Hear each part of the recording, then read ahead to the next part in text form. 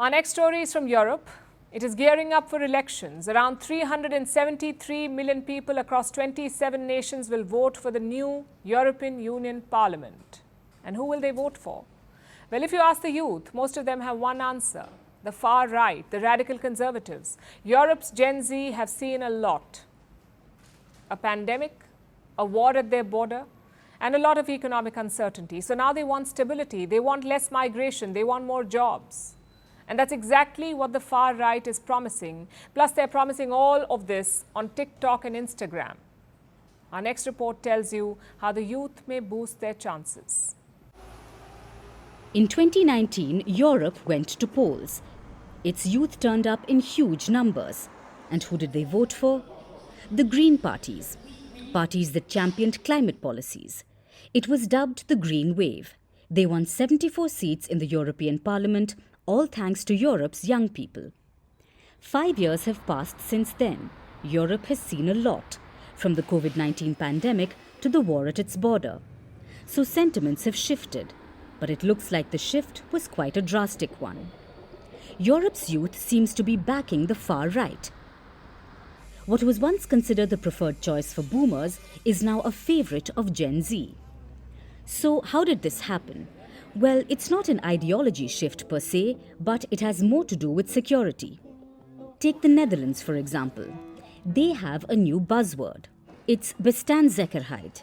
What does it mean?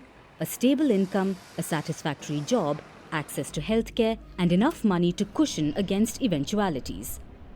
Most of Europe's youth don't have that.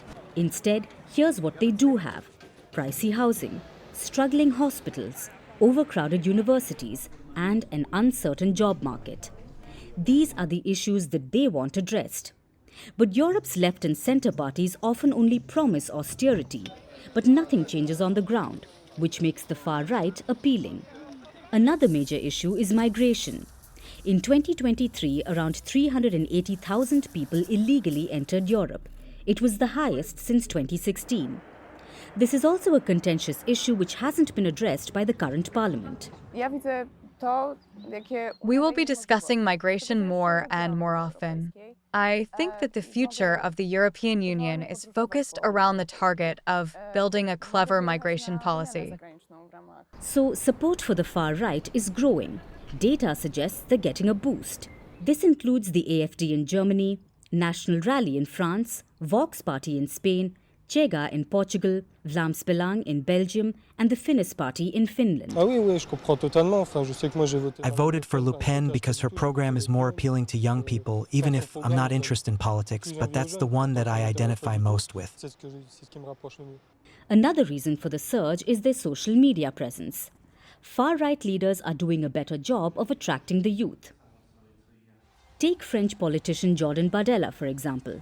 He's a 28-year-old leading the National Rally. He has 1.2 million followers on TikTok, and his videos are quite the rage among the youth. 36% of French people under the age of 24 support him. In Italy, Matteo Salvini's far-right league is campaigning on Instagram. They make videos on migration and gender, sometimes even on stuff like pineapple on pizza. They want to protect Italians from that culinary monstrosity too.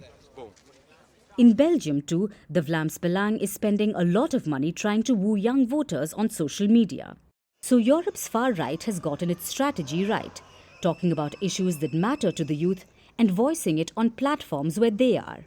But while their appeal may be across the bloc, will it translate into votes? Well, we'll find out in the coming days.